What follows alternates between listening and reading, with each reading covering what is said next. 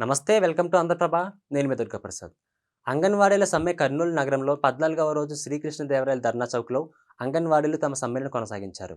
CM గారు మా మాట వినండి, మమ్మల్ని చూడండి, మాతో మాట్లాడండి అని చెవులు, కళ్ళు, నోరు మూసుకొని వినూత్న రీతిలో తమ నిరసన ప్రదర్శించారు. ఈ నిరసనలో పలు పార్టీ ప్రజా సంఘాల నాయకులు తమ మద్దతును తెలిపారు. ఎస్సీ, ఎస్టీ, బీసీ సంఘం నాయకులు కె. నగేష్ మాట్లాడుతూ అంగన్వాడీలో గత 14 రోజులుగా మహిళలు ఆందోళన చేస్తున్నారని, కానీ సీఎం జగన్మోహన్ రెడ్డి మాత్రం కనపడడం లేదు, వినపడడం లేదు, మాట్లాడడం లేదని విమర్శలు గుప్పించారు. అంగన్వాడీలు కోరుతున్న విధంగా కనీస వేతనం 26,000 ఇవ్వాలని, సుప్రీంకోర్టు తీర్పు ప్రకారం గ్రాట్యుటీ 5 లక్షలు ఇవ్వాలని, ఈఎస్ఐ, పీఎఫ్ సౌకర్యం కల్పించాలని, తమ న్యాయమైన డిమాండ్లను పరిష్కరించి సమ్మెను విరమింపచేయాలని ముఖ్యమంత్రికి విజ్ఞప్తి చేశారు.